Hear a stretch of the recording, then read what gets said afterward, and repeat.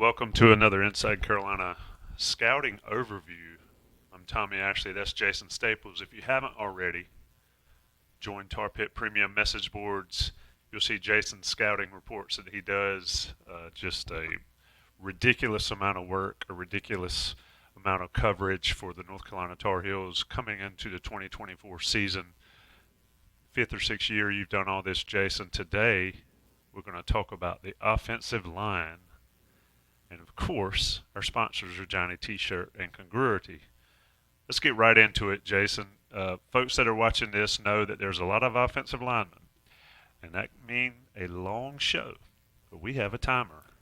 See the timer on your screen. Jason is allotted 5 minutes per player to discuss each of the offensive linemen he scouted and has done work for on the Tar Pit Premium message boards. So I'm going to start it off. Zach Greenberg, Division III prospect coming to North Carolina via the transfer portal. Certainly has the size. Jason, what did you see from him when you were doing the scout? You know, the thing that stood out to me the most is that the feet looked really nice.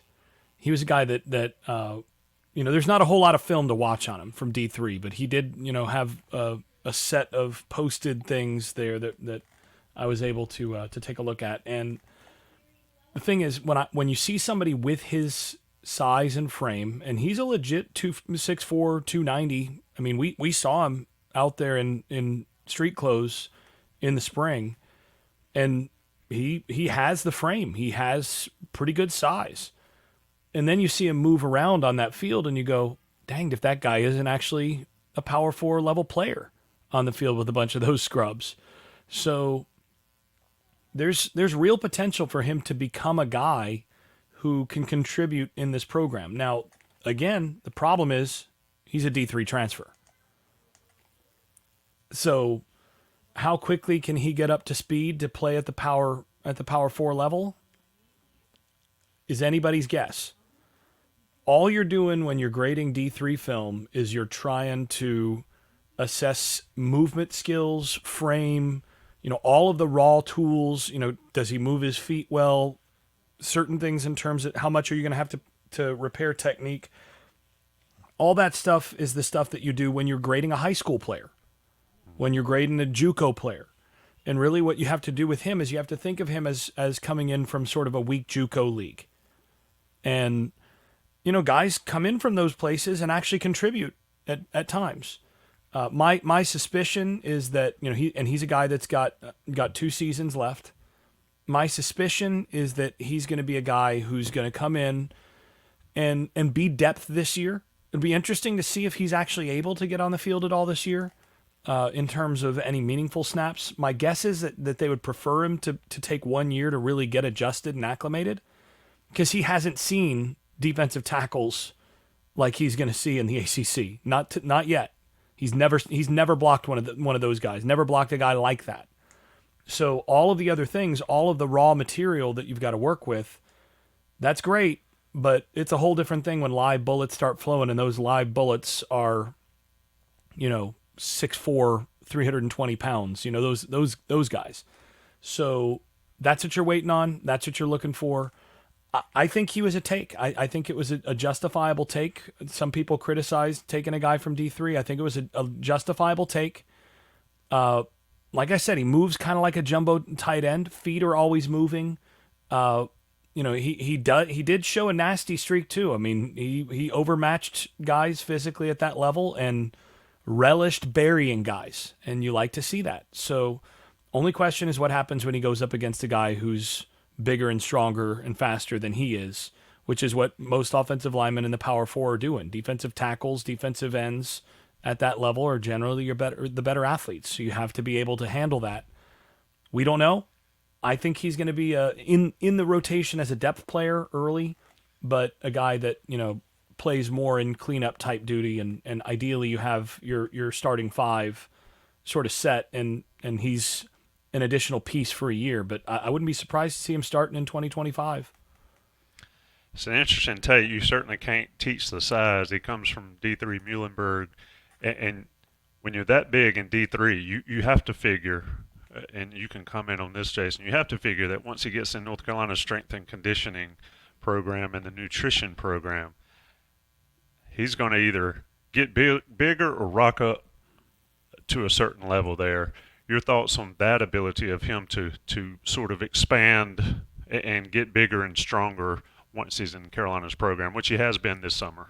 You'd think he would be. I mean, if he's 290 in that program and able to move like he does, you'd think he'd be able to improve his movement skills a little bit and, probably put on a couple pounds. The biggest thing for me is that he's what some pro scouts will call a little light in the seat, or, saggy pants a little bit, where, not all that mass is based in the bottom half of his body.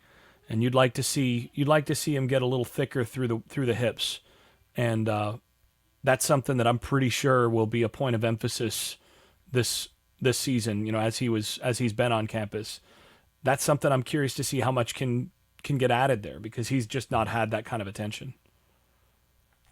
9 seconds left on the 5-minute timer.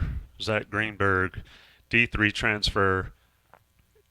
Added depth on the offensive line, which you can never have too much of, and certainly competition. A lot of open spots on Carolina's offensive line with the players they lost that have been key pieces the last few years. And now we come to the opposite of Greenberg, is Zach Rice. Zach Rice is a guy that has come to Carolina, certainly highly recruited, we'll say that, and certainly with a ton of expectations. You got 5 minutes. Get it, Jason. So for those of you who are not watching the video side of things, I'm just shaking my head, because, this is a guy that came out as a top 10 overall prospect in 2002. And we're going into the 2024 season, and he's shown really not very many signs that he's really ready to play big boy football at this level. Now, you've been out there practice same way I have at times, and the one thing we do know is that he can talk. That mouth moves between the whistles pretty good, but the consistency and the physicality between the whistles is just not good enough at this point, and he's got a long way to go. Now, fact of the matter is, though, he hasn't gotten any smaller. The frame hasn't shrunk. The natural movement skills haven't deteriorated. He just hasn't developed the way that you would like to see to date. And to me, for him, as much as anything, it's a, horse and water situation. You can lead him there. You can beg him to drink, but if he doesn't want to, or if he wants to drink something else, then maybe, you just can't get it done. The thing is, with a guy that's this talented, the question is, does he just suddenly get it at some point? Does he turn 20, 21 and suddenly go, you know what? I want to be more than this. Does that happen? Because if that happens, the potential is still there. But he has to bring it every day and refine a lot of the technique that he's sloppy. And, he's a guy, if you watch year 1, year 2, this spring even, spring was a little bit, there were some marginal improvements, but I still didn't see enough to make me feel like there was going to be a lot of change. He stands up on those first and second steps. He doesn't drive when he gets the opportunity all that much. And, just doesn't bend and drive through his hips or sit into his hips in his pass set the way that I'd like to see. So, I'm not super optimistic, but again, the question here is, when you have that level of raw material and that there's been off the field and motivational issues, sometimes it just clicks late for a guy. And that guy just becomes something else as a junior or whatever. And maybe that happens here. But if I'm North Carolina's coaching staff, I'm not holding my breath on that. I'm making sure I've got other guys who can play in front of him. And then if he decides he wants to beat him out, then that's even better. But that's kind of my takeaway on him so far. When you look at a guy like Rice and any of these guys really that have been in the program for several years, how big a deal is it to have multiple offensive line coaches? Because, I mean, the goal is to block the guy in front of you, but how it's coached, how it's taught is very different across the board. Now with Randy Clements, year 2 with Randy Clements, does that help a guy like Zach Rice? So I think it does make a pretty big difference when you have a different position coach, multiple years, and when you go through 3 position coaches in 3 years, that's rough. One of the things that's hard about that is that at that position group especially, so much is about buy-in and relationship, and the coach really getting those guys to play a specific way with unity and to gel and all of that in specific ways.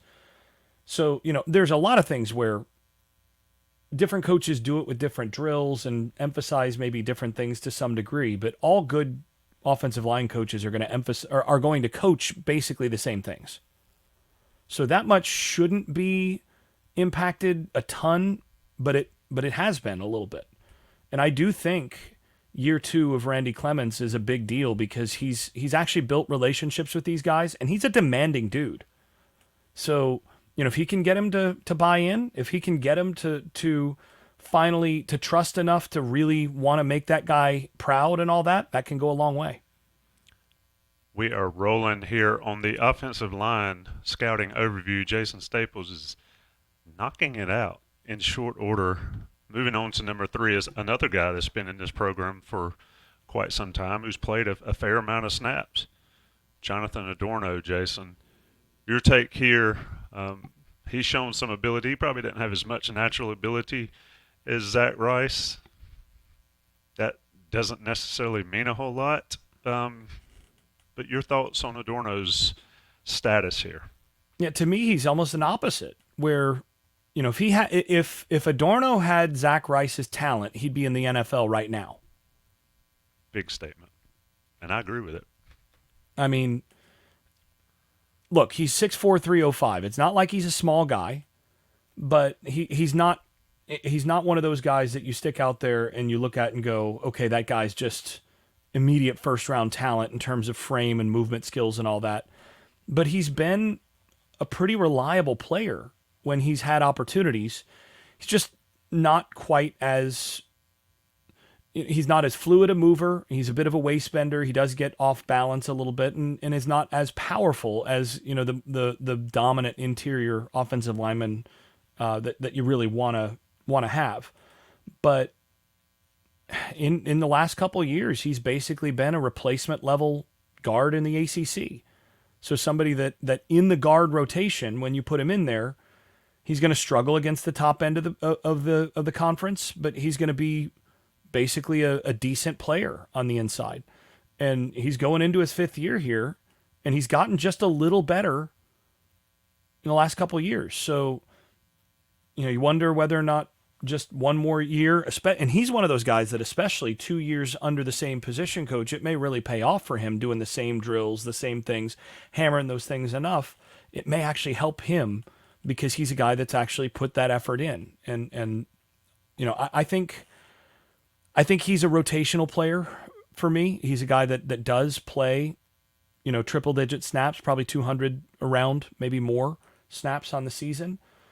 Ideally, you can use him in the rotation in certain portions of games to keep fresh across the board. I think the way that the game is and how long the seasons are now, you need to be able to rotate on the offensive line.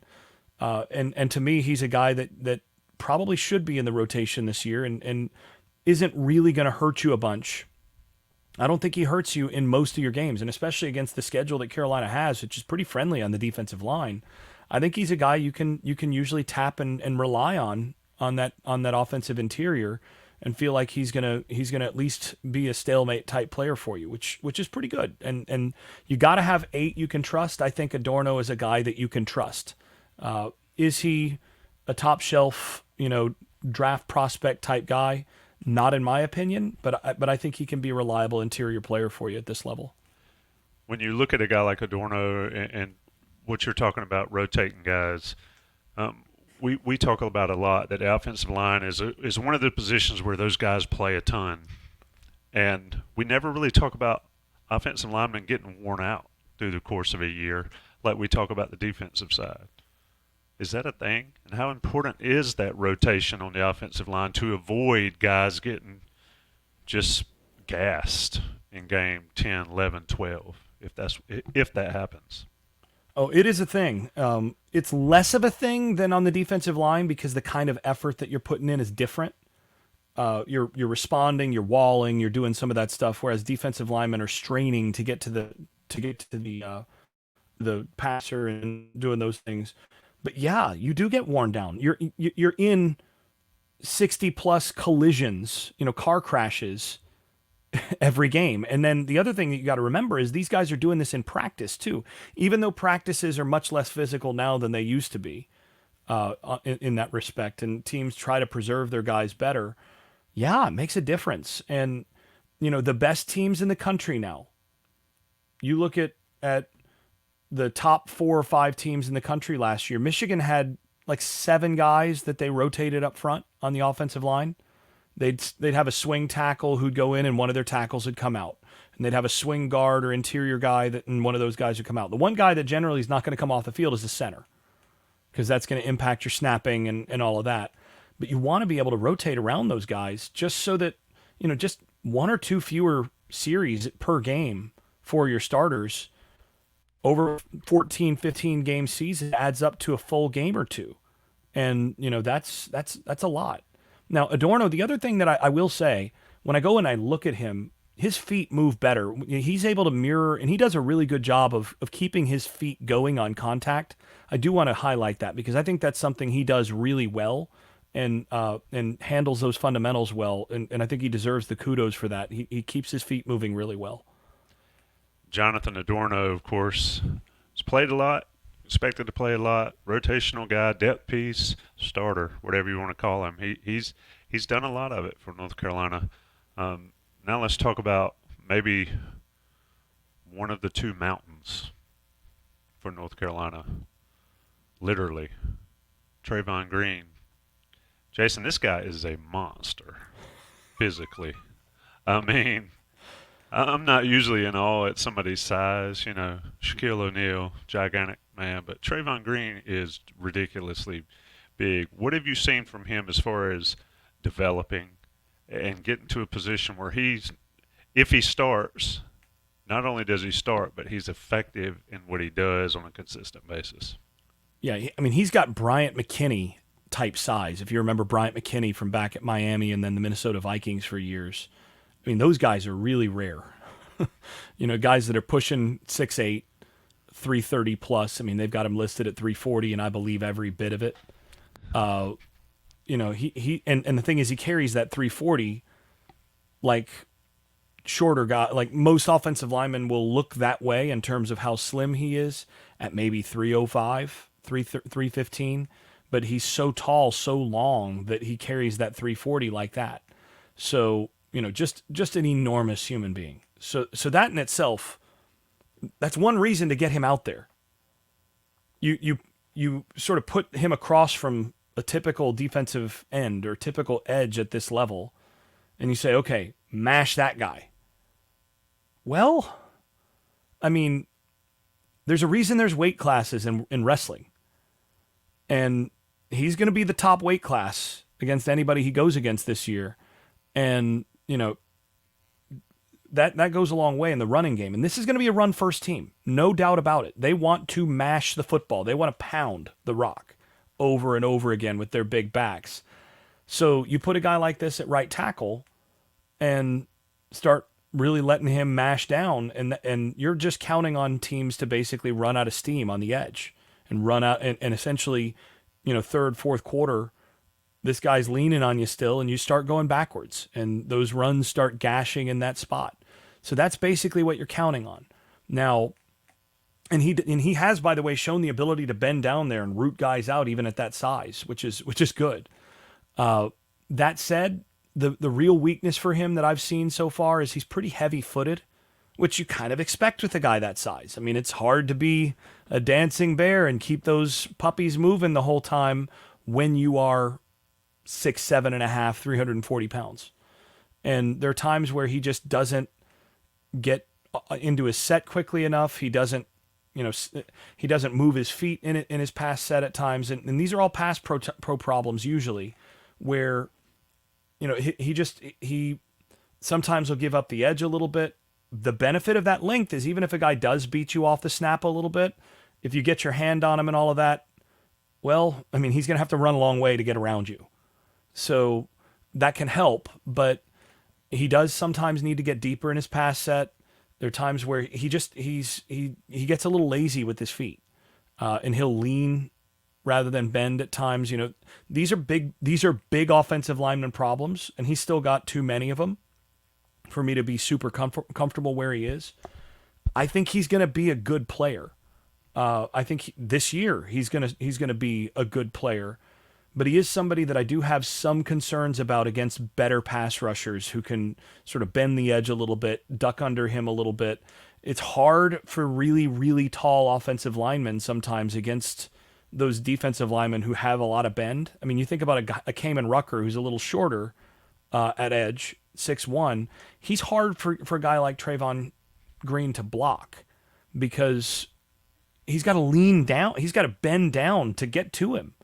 And then when Rucker, gets low to the ground and dips that shoulder, sometimes, you just basically see these taller offensive linemen, reaching down and they'll even miss him. And he's just got to do a better job of not getting lazy on any rep, keeping those feet moving, getting that nice deep pass set and forcing guys to really take him on. The potential is there. I think he's a guy that could play in the NFL in the long haul. I think he's still a good ways away from that. And I think he's going to have some struggles in pass protection year, but I think he's going to be overall a quality offensive tackle, probably above replacement level overall because he's going to be a good run offensive tackle on the season. You're going to see 850 plus snaps for him most likely. I don't think they've got a ton of depth at tackle, and I think he's going to play a bunch there, and they're relying on him to do that, and I think he's going to be pretty good. Yeah, and if he can just force guys to have to run around him, like you mentioned early on, I mean, if he sets deep and then forces a guy to run around, and your quarterback steps up and you've made a play, that is Treyvon Green, a mountain of a man. We'll get to another one here in a second. Let's talk about Jakiah Leftwich, Jason. This is a transfer from Georgia Tech. He's another guy who's got some potential, who I think you kind of like when you watched his film. Yeah, I like him. I like him a lot more than his Pro Football Focus grades would suggest. I mean, you look at his 22 Pro Football Focus overall was 52.6. Last year was 48.7. Those are well below replacement level, below average numbers. And then I went and I looked at it and I was like, man, I think this guy might become a player. So sort of the gap between his reliability where he's been at Georgia Tech and where I think he could be is pretty significant. And they played him mostly at right tackle. I mean, that's where he got most of his snaps. My suspicion is what they're hoping. I mean, this isn't just a suspicion. What they're hoping. What they're hoping is that Green can be the right tackle, and then you can just plug Leftwich in at right guard. And now you've got those two enormous bodies. Again, he's 6'6", 311 coming in. I don't know. We saw him next with Greenberg. We saw them both in street clothes.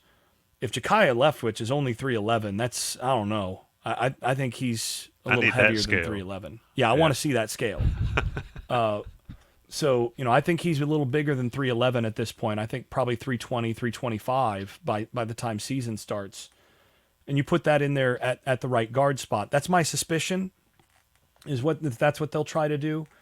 And then the hope is that at guard, he is more comfortable and is able to sort of find a home a little bit better than what he was at right tackle at Georgia Tech.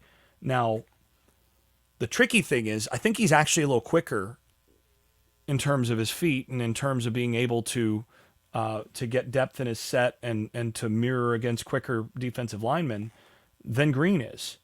And so the real question is, in camp, do you cross-train those guys a little bit and see which one of them you wind up putting at right guard and which one of them you put at right tackle? Because, maybe you put the enormous right tackle in Green at 340 inside, and maybe you put Leftwich outside. I mean, that's something, after I watched it, that's something I would consider. I'm not sure they're willing to do that because Leftwich has played both, whereas Green has basically been the backup right tackle for a couple years now and is comfortable there, played there all spring. But I wonder, just because of some of the potential to struggle against some of the best pass rushers in the ACC, maybe you do that. But like my expectation is that they'll line up with Green at right tackle and Leftwich at guard. But, this is another guy who I think has quick feet for his size. One of the things that I noticed is watching him as a freshman in 2022, I was noting, pad level needs serious work. He didn't get his hips involved and, really overpower guys much. He got pushed back some in that freshman year. And then I put on year 2 stuff and went, oh, wow. Like, that was a play that he got pushed around on by a similar level player last year, and he didn't here. And, oh, wow, look, the pad level's a little lower. Like, I'm seeing actual improvement. And I went back and forth a little bit, and sure enough, last year, even though the PFF grade was lower, I don't care about that. I want to see what I'm seeing, and I saw improvement in terms of some of the base level fundamentals and pad level and some of the ability to hold up against bigger players and get push and all of that, which suggests to me that he's a worker. And of course, the defensive coordinator you just brought in knows whether he's a worker or not because he was his head coach. So I think Leftwich showed enough improvement between year 1 and year 2 that you can expect a decent jump in year 3 so long as everything works in terms of him gelling with that group. So I think there's a lot to be optimistic about here. I think he's going to be an above replacement level player on the offensive line this year and going to make this group a lot better. I think he's a starter. An interesting statement there, something we'll watch, of course, all through camp and as the season progresses. That is Jakiah Leftwich out of Georgia Tech, now in North Carolina Tar Heel. Talk about Johnny T-Shirt, JohnnyT-Shirt.com. Woo! Woo! Sponsors of this show, and one of Jason Staples' favorite moments in the show is when we talk about Johnny T-Shirt. Go see him on East Franklin Street. Go see him online. If you're a member of the Tar Pit Premium message boards, you know all about this stuff Jason's talking about, but you also get that 10% off your order. They've got all the swag you could possibly want for North Carolina, NIL swag, all the sports are handled. Johnny T-Shirt. One thing that I love about it, great customer service. They knock out the customer service aspect of everything, whether it's online or in that store. Go check them out. National guys pay the bills. It is UNC Scouting Overview, the offensive line. We got more after the break. All right. We are back after the break. We are back at 5 minutes. Jason Staples doing a wonderful job. Shout out to Buck Sanders. I know you're watching this, Buck. If I had a hourglass or a 5-minute glass that I could manually flip on the screen, it would be just perfect. But this is the best I could do, and we're keeping Jason to it.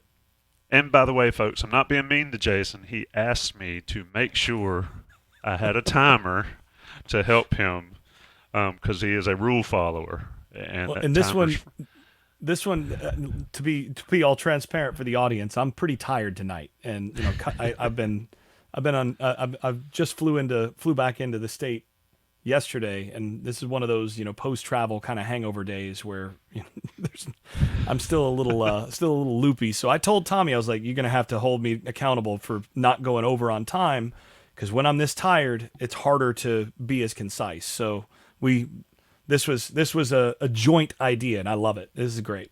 Yeah. So you will probably see it more over the course of all these football podcasts through the fall, maybe ever. Let's go. Another transfer into North Carolina. Center, Austin Blaske, Georgia. So you got Georgia Tech. Now you have Georgia. Jason, folks see, oh, this guy played at Georgia. He's got to be a stud. What did you see from Blaske? Well, he is going to be a guy that I think is going to be one of the leaders up front for Carolina. You're replacing Corey Gaynor with him. And Gaynor being a 18th year center last year, having gotten 3 PhDs and all that before he finished college football. You're losing a lot of leadership in addition to a pretty good player and a guy that was reliable for you in the interior.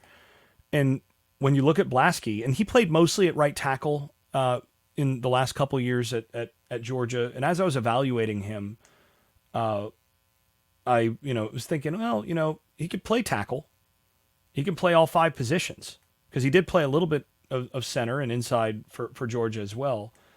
And I wasn't super impressed by his raw power at tackle, and he doesn't have the great length. He's 6'5". He's not a small guy, and he's not stubby or anything by any stretch. But you look at the really long-armed kind of prototype that you expect at the tackle position, and he wasn't quite that. And he was a good player at the right tackle spot for them. And like I said, he's one of those guys who you could plug and play across the entire offensive line, and he's going to be good at all of those spots. You know how rare that is? That's really, really rare. So that helps you on its own. But then he came, and my question was, how good a snapper is he going to be? Because the movement skills, his ability to move his feet and get out and run, and to keep his feet moving when he got on somebody, that's one of the things that stood out the most in his Georgia film, is when he got his hands on someone, his feet never stopped. That's a great thing for an offensive lineman. He's not heavy-footed at all. And he also kept his back flat, pads down pretty well as a run blocker. Pleased with that. And graduated in 3 years, by the way. So, stereotypically smart offensive lineman. For those of you who don't know that out there, offensive linemen have the reputation of being a bit stereotypically smart on rosters, and so I think fits really, really well at center on all those other grounds. And then we got to see him snap this spring, and it was obvious, like, okay, yeah, he's your best center on the team, and frankly, in a lot of different ways, is, I think, an upgrade over what you had athletically and overall at the position with Gaynor last year. And Gaynor was a good center. I think Blaske can be better. So, and partly because Blaske moves a lot better than Gaynor did. Gaynor had some, pretty significant injuries over his lengthy college career. And Blaske is a guy that he still moves well and doesn't have that same kind of injury history. Little bit more of an inside his frame player, not a guy that's going to get out and reach as much with power. And he's not as much of a roll the hips and get downhill and dominate a guy, but he's going to consistently get those feet in the right position. He's a center that you can pull, which is a huge luxury. If you can run some, if you're a power team and you're doing a lot of counter and power O, these sorts of things, teams will start to game you and try to take away GT, where you're pulling both the guard and the tackle, or you're pulling the guard and the H-back, GH, this sort of thing. They'll, align their fronts a little bit. They'll jump into gaps and all that to try to make that more difficult. And sometimes if you've got a center that can pull, you can take away some of that stuff and really gash teams that are trying to sit on tendencies, pulling some of those other players. He also can really get out and run on screens and all that. I think he's a good player, probably in the top third. By the end of this season, I think he's in the top third or so of centers in the ACC, and a guy that is really reliable and a good player for Carolina there. Yeah, and I don't think you can overstate how important having a good center is. We saw in the bowl game, Willie Lampkin, who we'll talk about here in a minute, struggled a little bit snapping the football. And not only do you have to snap it, and you're not just snapping it, to a quarterback under center anymore, you're snapping it back there, and you got to block everybody, and you got to lead the pack for Randy Clements. So Austin Blaske, a good pickup for North Carolina, should be an upgrade. Is an interesting thought there. We'll certainly watch it. Yeah, he's not quite, by the way, not quite as powerful a player. He will have a little trouble anchoring against the best defensive tackles in the conference, but overall, you're not going to have to worry about him. Let's go to another big man, Howard Sampson. Another transfer, Jason. It seems like we're talking about a lot of transfers, development, transfers, the transfer portal giveth for North Carolina. Talk about Howard Sampson, which is a perfect name for a man of his size. Yeah, welcome to the new era of college football where you get all of 1 year to, to learn the names of a third of your starting roster for most teams. So, it's just a different thing. But in this case, it's a huge advantage for Carolina because they had a concern. They lost 4 starters on the offensive line. That's hard. Long time starters, too. Yeah. It wasn't just like they started 1 year. They've been starting seemingly forever. Yeah, so you've got guys that have been starting since basically I started doing these scouting reports. So, it's been a long time. And then you lose those guys and you've got to replace them. And sometimes those answers aren't always on your roster. Most of the time, you're not going to be able to replace 4 guys like that with guys that are on your roster, partly because these days, a solution that might have been behind him on the roster isn't going to be there after the guy started for 3 years in front of him. So they needed to replenish. With Sampson, they got a guy that in the spring was the best tackle on the roster. And look, Green, I already said, has the potential to be an NFL guy. Well, Sampson was better than him in the spring. So what does that tell you? This is another guy. He's 6'8", 325 pounds. And frankly, I'd like to see Green get closer to 325 to kind of help him with his feet. But Sampson looks like he's sort of got a power forward build, right? He looks like he's going out there and he's almost basketball player-ish, but he's every bit of 325, even though he has the build of a, more of a basketball type player. I think he, in my scouting report, one of the things that I put is, he's longer than the Dalai Lama's golf game. He is, and the Lama he's a big hitter, long, and this guy, very long, super long arms, bends exceptionally well for his size. He, by the way, was recruited to North Texas by Randy Clements, which is why he came to Carolina to be coached by Clements now. To me, he's got dancing bear type feet at that size, has true power 4 left tackle level feet, and with a guy who's 6'8", 325, that's going to get him on NFL radars after this year. He's still got a long way to go in terms of certain fundamentals. His hand placement is a real work in progress. He does like to bear hug at times, and he will get some holding calls as a result. There again, some times where he'll not get as much depth as you'd like in his pass set, but that's something I think that improved over the spring. He does, and this is a pet peeve of mine, there are times where he shoots his hands and he gives up his outside hand in his pass protection right away. I'm sort of old school in this respect. If you've got an offensive tackle in a pass protection situation, I don't believe that tackle should shoot that outside hand until the defensive tackle has already committed his hands. So I'm of the view you stay patient, you mirror, and then when he starts to make contact, you use your other hand and then you shoot your outside hand, because if they can knock that outside hand down or sweep it away, do those sorts of things, now they've got the edge, and the edge just got real short. And there were too many times on his freshman film, his sophomore film, he didn't really play as a freshman. He redshirted. So his redshirt freshman film, there were too many times where he shot both hands in pass pro, and then you can just get an edge that sweeps those hands away if he's got good hands, and then you're screwed. You always want to keep that one hand in reserve, and you want your outside hand especially to be in reserve, because that basically allows you to control. There are times where, again, the pad level thing with a guy his size, he's still got to continue to get better on that. But I do like to see that he gets up to guys that he gets to second level pretty well. and he gets his hands on players, does that pretty well. So, I think he's a guy that can be above average in the ACC at this level. That is Howard Sampson, North Texas transfer, coming to be coached, as Jason said, by Randy Clements, former North Texas, now North Carolina offensive line coach.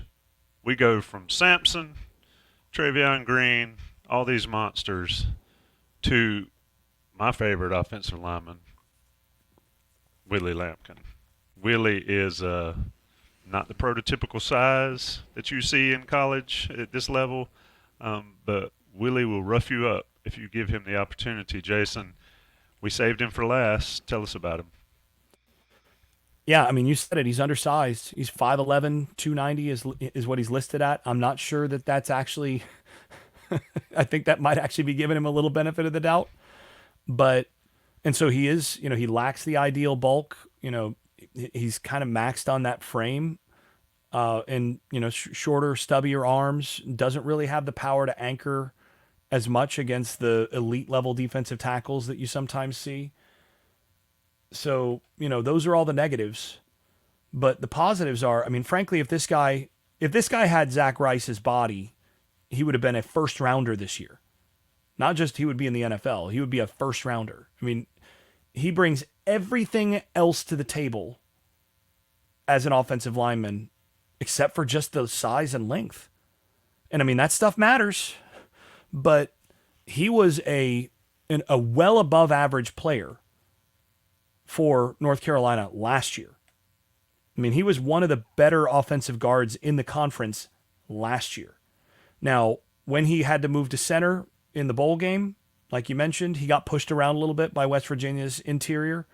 It's harder at center because you not only have to snap, but you're essentially, because you're snapping, you're a beat late when you are actually getting to be able to block. You have to block with like a half a beat of a disadvantage. And with a guy like Lampkin, so much of what he brings to the table is his quickness and his ability to get to the spot, and then he's a nuisance. He's so sticky, and he keeps his feet moving, and he gets his hands in the right place, and he will just run you into frustration. And then, but at center, he wasn't able to quite get the advantageous position as quickly, and so that was a disadvantage. This is where having a guy like Blaske next to him, those two guys are going to make each other better on the inside. And I think, and the other thing is that Lampkin is another guy, super smart. Just, again, stereotypical offensive lineman in terms of how smart he is. Many of the people listening to this have listened to him talk in interviews and all of that, and press conferences. This guy is really smart. He is very good in terms of passing guys off, recognizes fronts, all of those things. And I do think, by the way, he's got longer arms than the normal guy his height, which helps mitigate his size just a little bit. But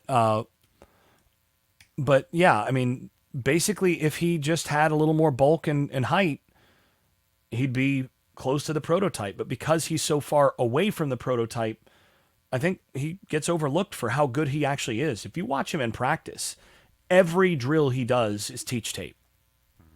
And that goes a long way, by the way, for leadership of your group. And I think again, he's a guy that he may end up being on one of the all ACC teams, type third team ACC type this year, maybe even better, depending on who else is in the conference on that and how well they play. But he's a good player on the interior, and again, moves well, former high school wrestler. One thing I think they can do with him this year, with the addition of guys like Blaske and Leftwich in particular, with the addition of guys like Leftwich, and there you can see how tired I actually am. But with the addition of guys like Leftwich, maybe Greenberg, if Rice can step forward a little bit, you get Adorno with some reps. He's a guy that last year he played 816 snaps. I would really like to see him at closer to 700 snaps.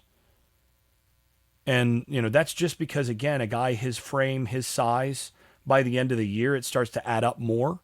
And I'd like him to be fresh for that second push, or for the fourth quarter of the season, if you will.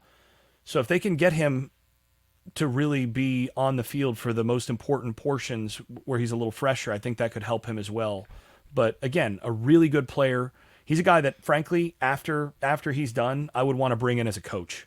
He's an immediate guy you add as a graduate assistant and try to build into a future coach in this business if he wants that. But I think he's a fighter.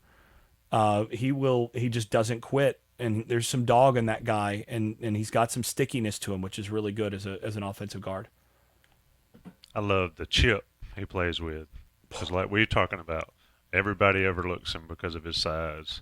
But he is not outworked. He's not out hustled, even past the whistle on occasion, which I've never had a problem with as long as it doesn't hurt you. But Willie Lampkin, of course, small in stature, probably the leader of this offensive line group. Jason, probably about it. He is 100%. And I sort of left it out there just for Blaske to come in and be some of that guy. But Willie, of course, a guy that's been there.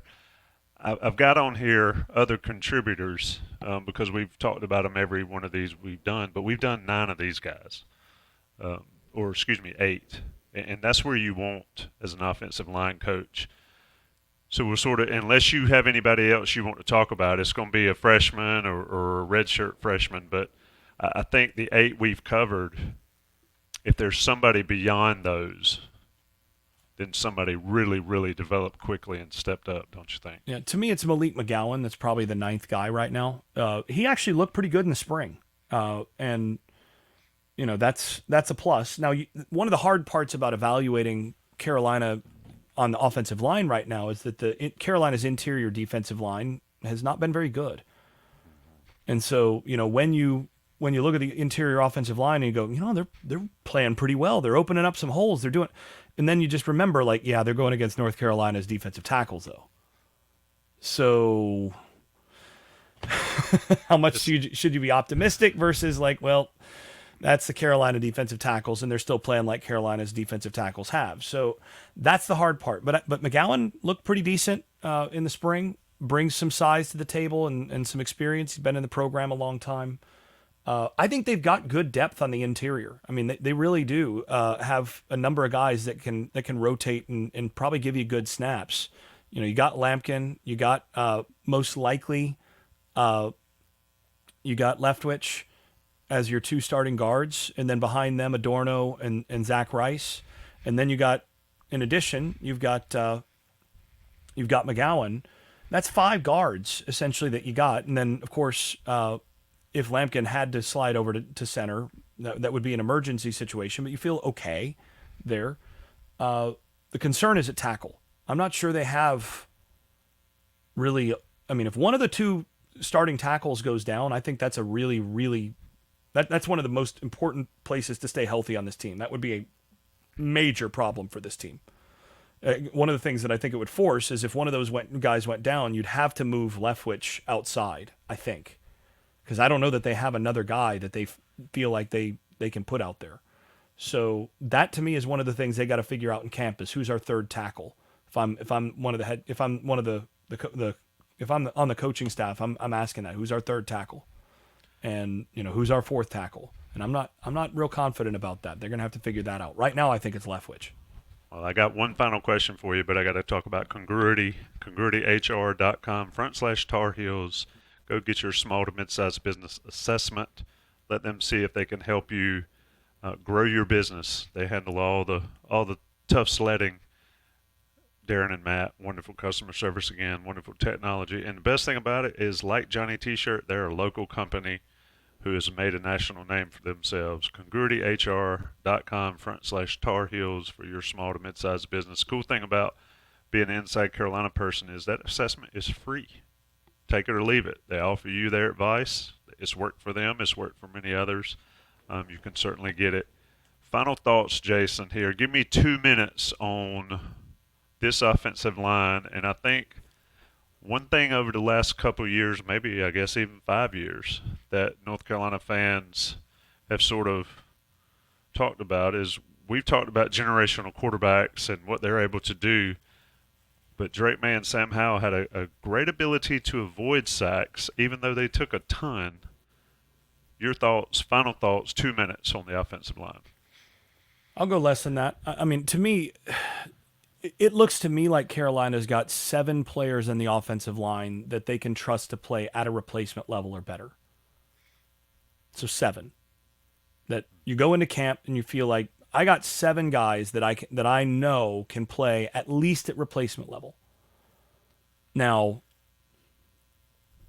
one of those may be a little bit less dependable than what you'd like, but you feel pretty good about that. Now, generally speaking, if you talk to offensive line coaches and offensive coordinators, they'll tell you 8 is the minimum for a quality offensive line. You have to have 8.